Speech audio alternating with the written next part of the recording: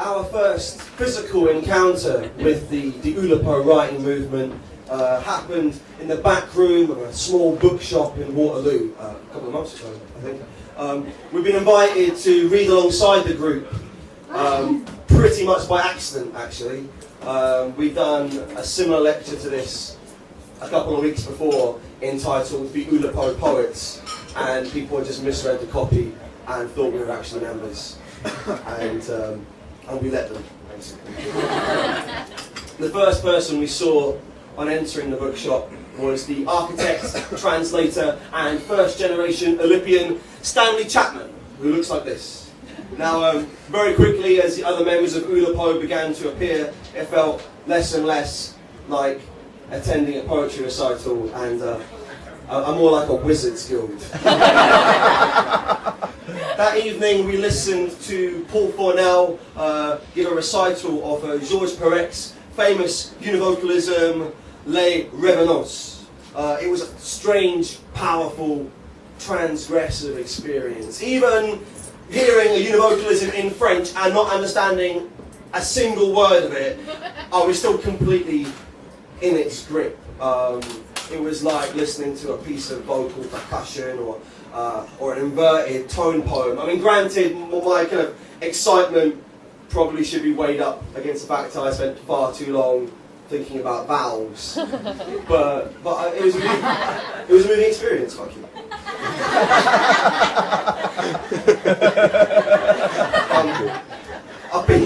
I've been zoning out more and more since we started writing this project.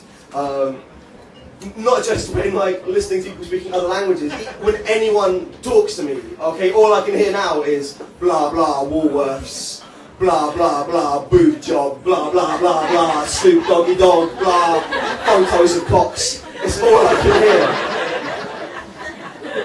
But beyond the kind of acoustic resonance of the O, I think there's a strange kind of symbolic resonance as well. What I mean is, I think there's something weirdly potent about the O that encourages obsession. And then the symbolism of the O goes right back to, wow, that's a wonky omega. That's great, cheers. That's fine. Cheers. Okay, so it goes back. Okay, what this is omega, that was what they called it back in ancient Greece, and the omega value is used by mathematicians usually to refer to to the end or the last in a series. In astronomy, the omega value is what they call the density of the universe. Now that gives the O something incredibly climactic and final about it, but yet, the circle is also at the beginning in the form of a zero. The symbol seems to echo God's declaration of being both the Alpha and the Omega, both at the beginning and also at the end. What better representation could it have than a circle? In Sex in the City, contemporary philosopher Carrie Bradshaw refers to the orgasm as the big O, once again both symbolising the little death and also the spark of creation. It's also the noisy one. So it's no wonder that the O has so many kind of sneaky ways of appearing in crossword clues and cryptic puzzles. I mean, it manifests itself as rings, loops, holes, hearts, and last but not least, love, in the tennis sense. And this is the problem, okay? The O continually propagates itself. It grows like a virus. After all, 0 times 0 is still 0, and a hole is the only thing that gets bigger the more that you take away. As such, I found the symbol of the O appearing almost subliminally inside my poem. People behaving in loops, making holes, searching for rings. Now, I had no idea what I was trying to write for the first few days, just random words collecting on a page. Then, drug paraphernalia started to float to the surface. I realised that I had started to tell a tale from my own youth. a tale about getting so stoned in public that you couldn't find your way home again. Where everything around you seems perfectly normal, but then somewhere beneath the surface, something paranoid and fearful is growing.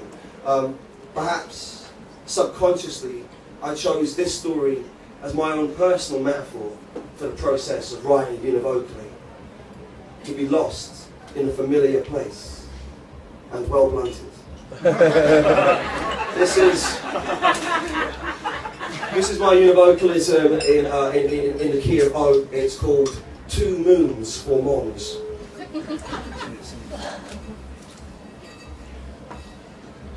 Frosty Mongs bosh, shots of onyx off of Brook Common. Rock off to soppy monotoss, lost songs of London, town of bop. No motor, no lolly, no job to mop. From tons of pop down to John's Pong only. Too strong for Tony, only Tony don't know so. Gordon's cold brown cosh of old hot dog now looks so good. Tony scoffs up, sods off to look for polos. Rob shows Gordon how to body pop, slow Robocop foxtrot to Bobby Brown. Scott Rob's Holly shot blowjob story, lots of ho ho ho follows. 2 o'clock. Tony growls bon mot bollocks from Brook Common soft throng of woods, lost moth for God's 2 moons. Poor Tony looks down, drops pollock on both boots.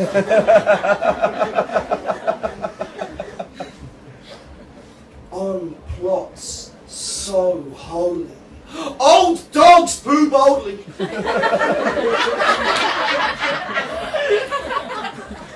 Goons do loops of blocks. Too cold for words. Gordon pops bonbons. John spots Bono.